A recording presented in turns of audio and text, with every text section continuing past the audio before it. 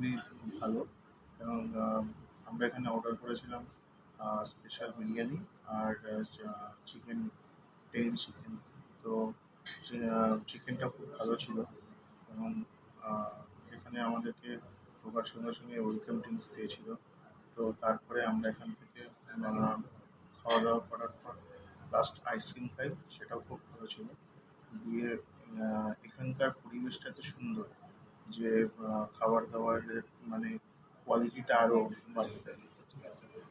স্টাফরাও খুব খুবই ভালো এবং ওদের বিহেভিয়ারও খুবই ভালো।